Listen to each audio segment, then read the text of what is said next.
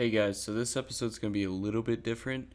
So basically at the beginning, I'm going to have some clips of what happened at the game, and then probably throughout the episodes, I'll sort of like include clips as well that are relevant to what we're talking about. The start of the episode, it starts out with me and my dad, but my dad has to leave halfway through, so it's sort of like two parts put together. Um, so like the first 15, 20 minutes or so are me and my dad, and then afterwards it cuts to just me. So hopefully you guys enjoy this episode. It's a bit of a shorter one, but with that being said, let's get into it. We're here at the Alamo Dome for the 50th anniversary Spurs game, here to break the attendance record, and it's time for Nathan but Nate. Y'all ready for this?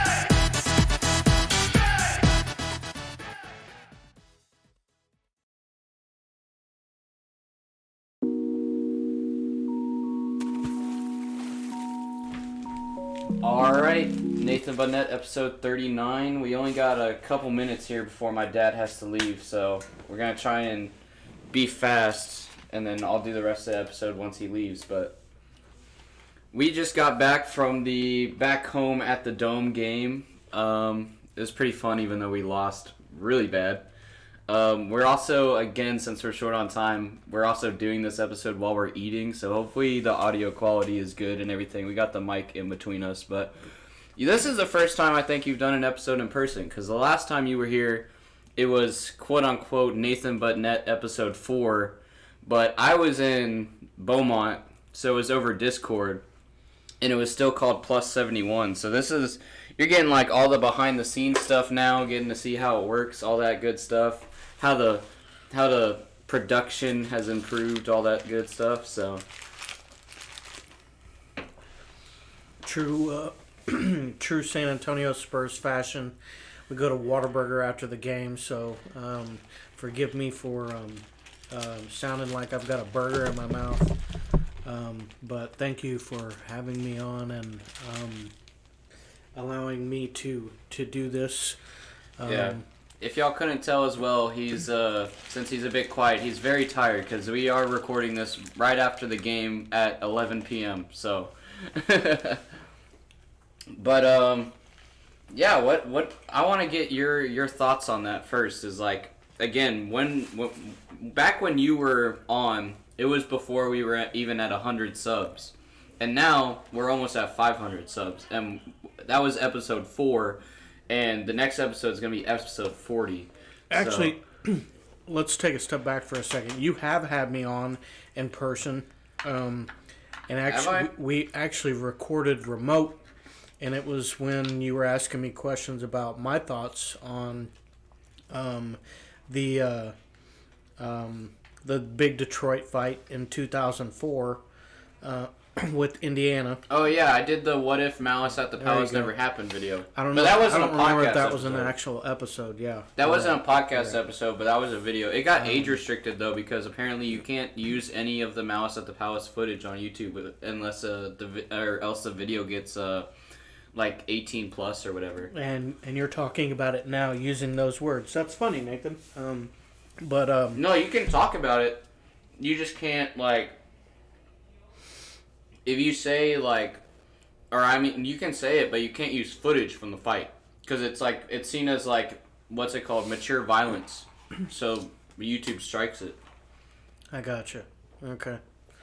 Well, I don't know.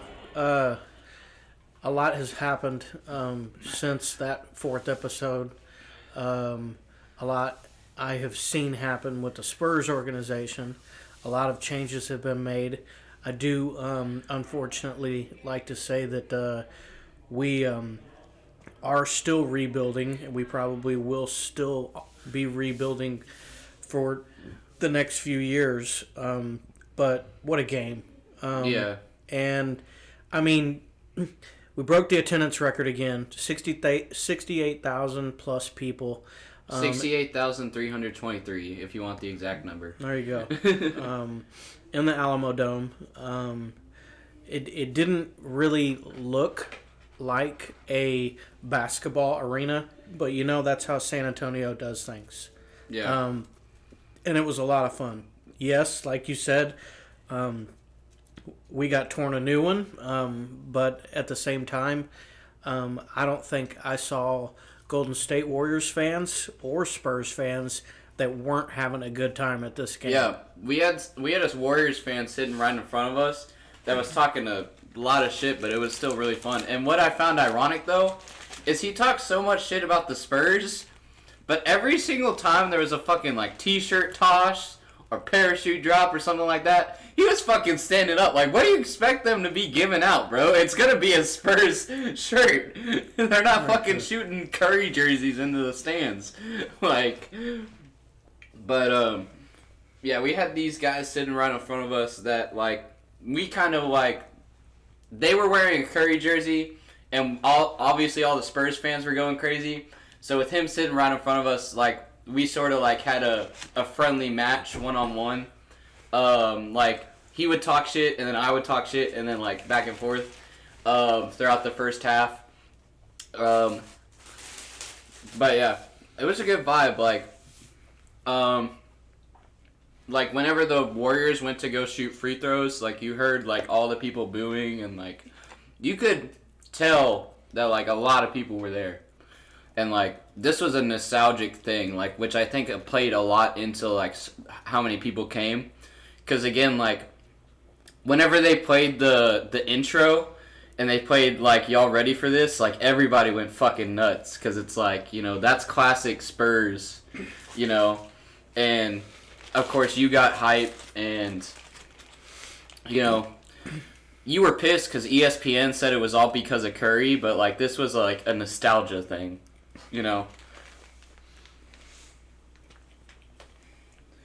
And, since you got food in your mouth, I guess I'll keep talking, but, this was, a huge thing. Because, again, the nostalgia played a huge part of it. And then ESPN said it was all because of Curry, because that wasn't true. But that's not true, because I had mentioned at the game, with everybody being nostalgic and hype, even if we lost the game, that's what makes the Spurs such a great team, is because our whole team is built around, the culture of family, familia, everything like that. And it's such a... ingrained into the town, and so whenever that intro to the game as they were all entering was nuts, because it really played into that. Well, I look at it this way, from a little bit of a different cultural standpoint. I don't think when Golden State was more related to Oakland, and I don't think that as Golden State has been tied more to San Francisco, that you're going to get 68,000 fans to go to a basketball game in San Francisco or Oakland, for that matter. And because they all have with the Spurs, too. the Spurs is our professional franchise. We don't have the San Francisco Giants. We don't have the San Francisco 49ers. There are other options. Yes, we do have San Antonio FC. Yes, we do have other minor league sports teams. But NBA is our professional franchise, and that's why they're loved so much down here. And then with that said, you looked at the lines of people, long lines of people buying merchandise. And it was...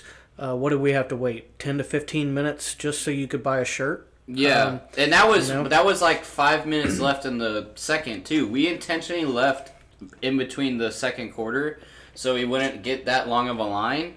And we still got, it wasn't that big of a line, luckily. But there was still a decent wait. But it wasn't, wrapping around like it was when we, went into the stadium. But then as far as the nostalgia, you had Tony Parker there, who's normally at a game. David Robinson isn't normally at a game. He's the one that actually sat there and told the entire crowd that we broke the attendance record. And then not only was Robinson and Parker there, both from multiple years of championship teams. You also had Avery Johnson there too. So there you go. I'm done. Yeah. But yeah, it was such a fantastic game, and like I don't really know what else we can say about it. It was just like the score didn't matter. Like nobody was even paying attention to the score. That's why we did the wave like 6 times, because it's like this is about us. Like they did that whole intro again, like I said at the beginning when they were introducing the players of the we together, like that thing, like. It was just the impact of like everybody being there together to break the record, and like the Spurs family idea, and that's what we were really there for. Like we could lose 150 to 75, and we would still be cheering like we always do. But so we already kind of talked about it last episode with Jeremy. But the Pistons had a big fight. So, and you brought up how you were on the "What if the Malice at the Palace" video, never happened video. How do you think fights? How relevant do you think like fights are today, and like how possible they are to happen? Because me and Jeremy sort of had this discussion about like how social media influences it, and how like anybody can sort of run on the court to get like 1 million views or whatever. And like how even though there are no Ron Artest in the league anymore, there's like there's still plenty of puzzle pieces that can equate to a fight. Like I showed you that video of somebody throwing a cup at Luka, and like the Suns have gotten in fights with the fans before and stuff like that. So I don't think it's any relevant at all. I really don't. A part of me wants to sit here and say that we've, can I say pussy on your podcast? Yeah, you just can't say like the R word, the F word that starts with FA, and then like that type of stuff. I don't know what the R word is, but I have a pretty good idea that what it might be. The mental R word. Okay. Yeah. The reason why I don't say it's really relevant at all is because every professional league, not even the NBA, every professional league has put protocols in place to make American sports a fail-safe, so to speak, with fighting and with violence, and you're just not going to see it. You really don't even see it in hockey anymore. And I know this is a podcast specifically for basketball, or that favors basketball, but to answer your question, I mean, yes. Well, you can compare it to other sports, because me and Jeremy were talking about DeMar Hamlin as well. So and I don't even think that I mean, that was just a play that happened, and each player landed wrong, each player hit wrong. Yeah. There's no fight or any kind of violence. It's a part of their profession that just happened, and it can happen. Yeah. I mean, and I mean to piggyback on that, the fight that happened. To piggyback on that, the fight that happened recently in Detroit, nothing came out of it. Yeah, except for suspensions, but yeah. All right, he's gonna wash his hands, I think. So he's away from the mic right now. Hopefully the audio quality is okay, because again, this is a weird mic position. So we're just hoping that it's working right now. I didn't do a mic test before because again, we're short on time. So,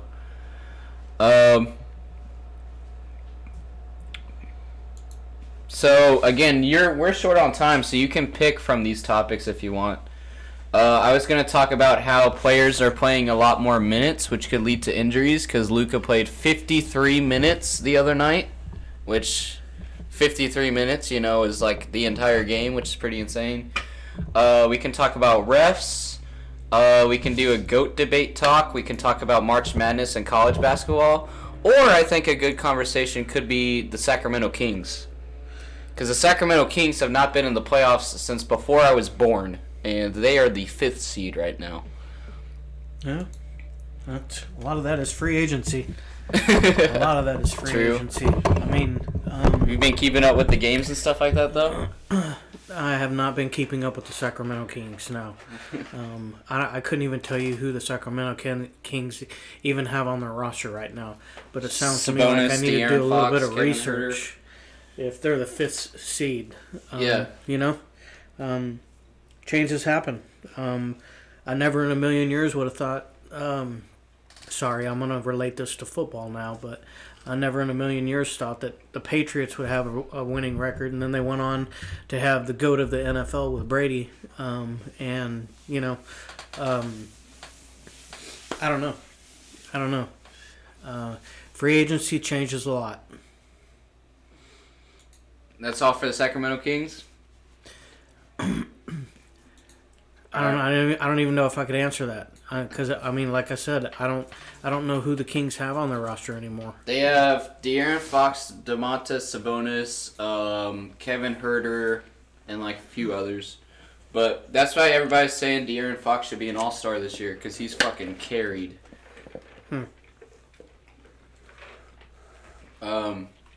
What else we got on here?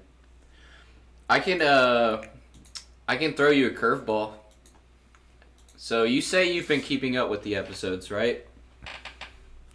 Trying to. Do you have a favorite guest or episode so far? I'm curious.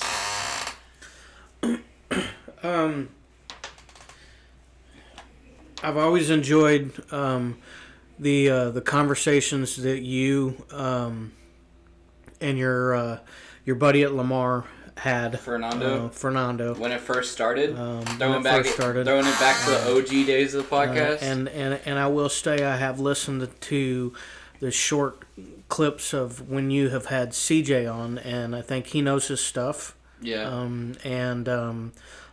He can be pretty enlightening. I know I can't name anything off the top of my head right now, but I can say that he has made me think about a couple of things with y'all's topics and discussion. Yeah, he's taking it a lot, like he's a lot more consistent than I am on Instagram. He's sort of shifted from YouTube to Instagram as his main platform. And so a lot of Instagram accounts have reached out to him to make content for them so he can get paid for it. Good deal. But hopefully Jeremy and Swish Eel and all them aren't offended by saying they like Fernando and CJ better. No, I'm just kidding. I've seen everybody on your podcast and heard everybody, and everybody has their own viewpoints, and y'all have got a pretty good group of guys that has kind of become a niche for all of y'all. Yeah. In a way. So I didn't leave anybody out. You wanted me to talk off the top of my head, and that's what came off the top of my head. So yeah, well, that's how I get the clickbait, is that I can be like, Dad. My dad said his favorite guest. All right, so again, we got Luka and injuries. We got the GOAT debate. We got scoring records, or we can go into college basketball. No, I'm done at this point. Really? Yeah. Because if you want to talk about college basketball, let's talk about college basketball as it gets a little bit closer to the middle of February. Well, I was going to talk about... And I know a little bit more about who has really been dominant and who hasn't. Because I honestly... I hate to say it, Nathan. I love basketball. I truly do. But around this time, I'm not focusing as much on basketball. Because it's getting to February? I'm focusing more of my attention on football. Because it's getting into playoffs? Yeah. Yes. But I know when you were on last time, you were really keeping attention to Illinois, and you really liked Dosunmu. Right? I really like their program, yes. You liked Ayo Dosunmu from Illinois, who now plays on the Chicago Bulls. as one of their key guys because DeMar and Zach LaVine and a lot of them have been injured. So Ayo has actually been getting a lot of minutes. But there's a guy coming out of Kansas State that I think you'll really like as well. He's putting up like Curry numbers in college. He's scoring like 35 points and stuff like that, like on his own in college, which is nuts. I will check him out. So I forget his name, but yeah. But you said you're about to head out. Probably here pretty quick, yeah. All right. Well, I'll give you a hug on camera, and then you can head out, and I'll continue the podcast. So. Yep. Thank you for the game. All right. Yeah. All right. So this is Nathan Burnett, episode 39, part 2. So I feel like I didn't convey enough, and also my bed is very messy. Yes, I'm aware. I didn't make it before I hit record, and I just realized that. But I realized I didn't convey, like, the importance of the back home at the Dome game. Like, yes, we lost, but that doesn't matter because, again, like, I work at one of the busiest grocery stores in San Antonio, and driving to the Alamo Dome, every single, like, grocery store parking lot was empty. Like, everything you passed on the way to the Alamo Dome, it was empty. San Antonio was like a ghost town for a while, except for at the Alamo Dome. Everyone was at that game. Like, I literally came into work, or like before we even went to the game, I was talking to my managers and coworkers about like how I'm going to the game, and then everybody else said they were going to the game as well. And as soon as I got back to work today, we were all talking about the game, and it goes back to what my dad said about the Spurs are really our only like professional sports franchise, and it's such a huge like cultural and family thing that like the Spurs know how important the team is to the city, and like they play into that, and they're really like, I don't know, like it doesn't matter like if we win or lose, it's just a fact of like we're there to support the Spurs, and like the Spurs care about the community and that type of thing. And I don't know, it's just, I feel like I would repeat myself if I kept talking about it, but it's such a like such a surreal experience to see like the community aspect and just everything come to life, and quantify it with like the attendance record and everything. It's just crazy to see. But that leads us actually into something else I was going to talk about, which is the Utah Jazz got back the Delta Center for the sponsor. And obviously I'm not like a big Utah Jazz fan, and I don't really keep up with them. But I was reading through the article a little bit, and it seems like the Jazz getting back the Delta Center is sort of the same thing, where they had Delta since 1991, I think is what they said. And so much stuff has happened at the Delta Center, and it's been there for so long that so many people have memories of the Delta Center, and now it's coming back. So it's sort of the same thing of like the Spurs replaying at the Alamo Dome, because this is also the Jazz's 50th anniversary as well. So it's the same sort of vibe. And, you know, the Spurs may be losing the AT&T Center naming rights soon, which we've talked about a couple of times. So, but I even said multiple times that even if it's not called the AT&T Center, it will be known by Spurs fans and by San Antonio still as the AT&T Center, because of how long it's been the AT&T Center and the amount of things that have happened in the AT&T Center. Like, not only do the Spurs play in the AT&T Center, but like, you know, people have concerts in the AT&T Center, you know,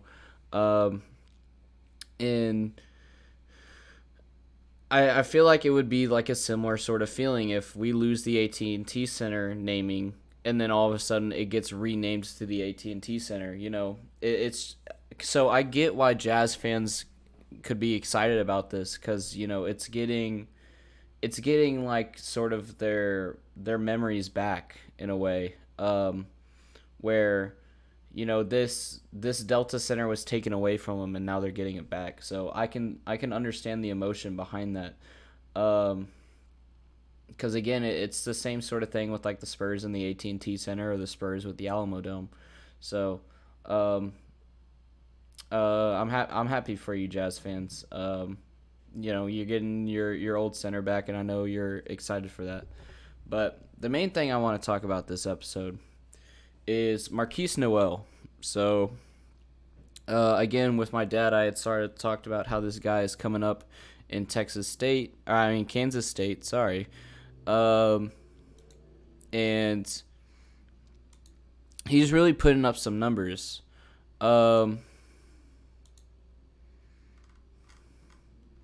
But if we go to the mock draft, he is nowhere in the mock draft, even though he's doing incredibly well.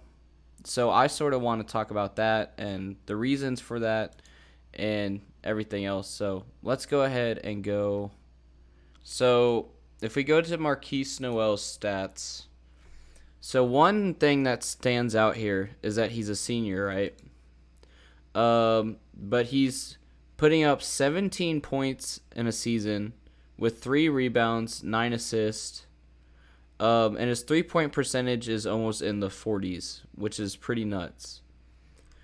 But if we look at his stats for the last few years, again, he's a senior, so that's a big issue whenever you're drafting as well, because whenever you're drafting players, you usually want to go for younger players. So the people that are juniors and seniors typically don't get drafted as much as, you know, freshmen or sophomores, because the NBA, they would rather people develop in the NBA rather than develop in college and waste some of those years in the NCAA. So that's a big thing that could be hurting him, is you know, being in the being a senior. But also, if we look at his schools, he's also transferred schools in between that.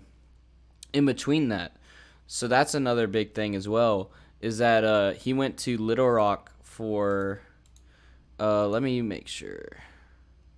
Yeah, so he played for the Little Rock Trojans, which is part of the University of Arkansas.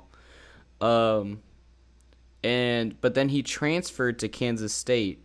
So that also sort of hurts him when getting in the eyes of NBA player or NBA scouts as well. But even with all this, again, if we look at his stats are pretty insane. And if we look at his highlights, you know, he had a 59-point game with 19 assists, or not 59-point game, but 59 and 19 assists in 2 games combined. But still, that's pretty insane. You know, I keep reading articles like, you know, he's scoring 35 in a game, 36 in a game, that type of thing. So, again, I wanted to look at, like, why is he not being drafted? And I read through this article a little bit. And as you can see here, it says Nowell scored more than 65 points and dished out more assists over the past week. And there's only 2 people in the last 10 years to accomplish this, which is Trae Young and Ja Morant. But the team has not been doing that well. Kansas State, you know, whenever you think of big top dogs in the NCAA and in March Madness, you typically think of like UNC, Duke, sometimes Gonzaga. You know, Gonzaga is sort of 50-50 nowadays.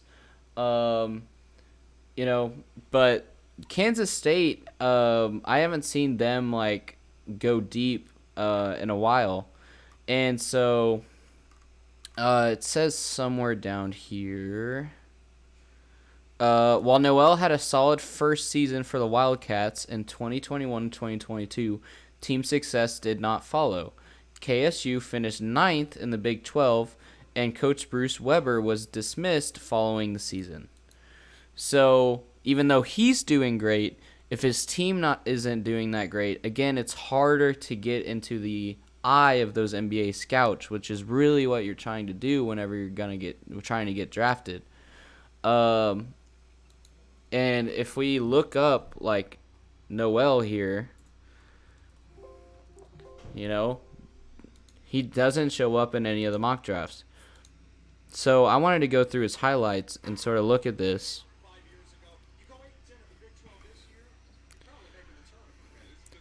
Because we talk about scoring a lot in the NBA, and how scoring is going up a lot, with Donovan Mitchell's 71-point game. So is it leaking over into college?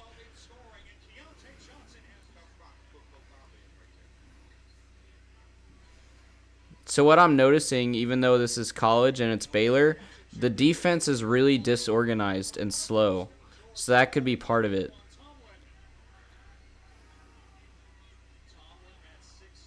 The defense bunches up a lot here, see?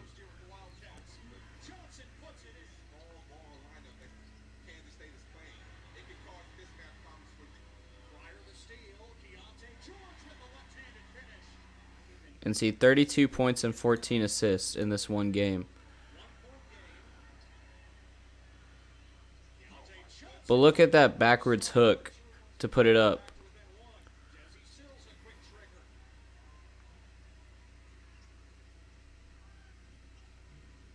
And he's got defense as well. He's playing great. But again, he has all these things sort of weighing him down from being drafted.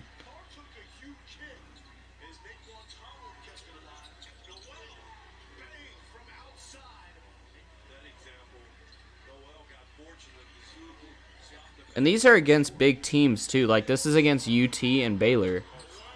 Look at how far he's shooting from, like that. Like, that's almost from the logo. About, 3 feet back behind the three-point line or so. Now, admittedly, the three-point line in college is a bit further up, so this could just be a normal three by NBA standards. But still,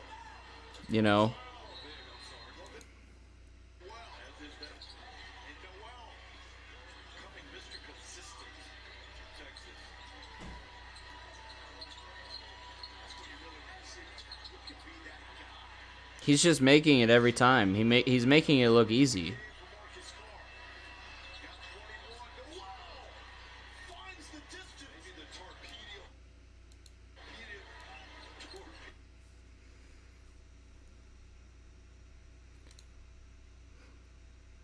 So I think he can really carry Kansas State this year, but we aren't going to see him in the NBA, which is really unfortunate because, again, he's doing amazing.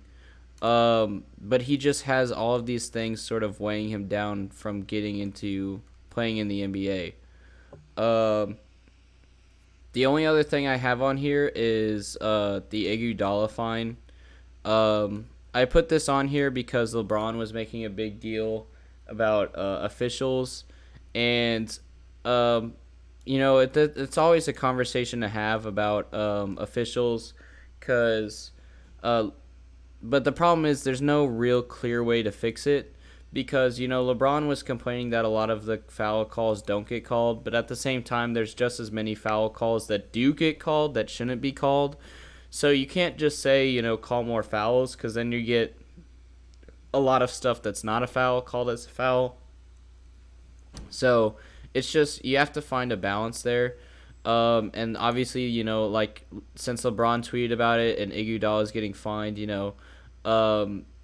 players are frustrated about it. But at the same time, I think it also has to deal with the fact that they're losing on the road a lot. It's sort of, I think these losses are getting to the Warriors a little bit on the road, and it's causing things like Iguodala to act out. Draymond and them are committing more fouls and everything like that, because they just keep losing and they get more frustrated, which causes them to lose more, and it creates a cycle. So I think it's just part of this has to do with the officiating problem, and part of this also has to deal with like the mental toughness of like the Warriors. Another big thing in news, LeBron James became the second player to score 38,000 points. He's only 388 away now, I believe. No, 364 it says. I was close. I knew it was 300 something. But the thing is he said after the article says after this game, James did not want to talk about reaching 38,000 points. And he also said James said it's just frustrating to get to these positions and not be able to come out with a victory. We got the stop, gave ourselves a chance of win, and didn't execute. So I think the reason he didn't want to talk about the 38,000 points is because he wants the record to speak for itself. But at the same time, he's frustrated that he knows some people are going to put an asterisk next to this record, because as he's getting closer, the Lakers are losing more and more games because I feel like they aren't even trying to win anymore. And that's been said by a lot of people, that their main goal isn't to win anymore. Their main goal is to get LeBron the record. Like, they don't care about the Lakers winning. They're just like, give LeBron the ball, let him get the record, and that's all we care about this season. And I think that people are becoming more aware of that. And so because the Lakers are losing so much, they're going to start putting an asterisk on this, which is why he did not want to talk about it. But again, that's all just speculation for me. I have no idea. And then the last thing is Luka the other night also played 53 minutes, which is a career high for him. So I have an issue with it because, again, 53 minutes is basically the entire game. And we've talked many times about how the Mavericks' entire offense is Luka. And they're just going to play through Luka like all the time. Like their offense is Luka. So obviously they're going to play him a lot of minutes, but at the same time, injuries are becoming more prevalent now, and especially with European players like Luka, they don't get that much of an off season anymore because of FIBA and EuroLeague. So the question is, how do we balance, playing Luka so much without getting him injured? Because if Luka gets injured, then the Mavs are just like, they're done. Because again, their entire offense is Luka. So if they lose Luka, then they have no one, and they will, they'll lose every game by like 40, 50 points. So that's really my only take on that. Is just I'm curious how they're gonna really navigate this, because if they play Luka less, they're gonna lose. But at the same time, if they play Luka more, they run the risk of injury. So it'll be interesting to see. But I know this was a bit of a shorter episode, guys, but that's really all I got for this one. So I will see you guys in the next one for Nathan Burnett episode 40, which should be exciting. And I will see you all in the next one. Peace out.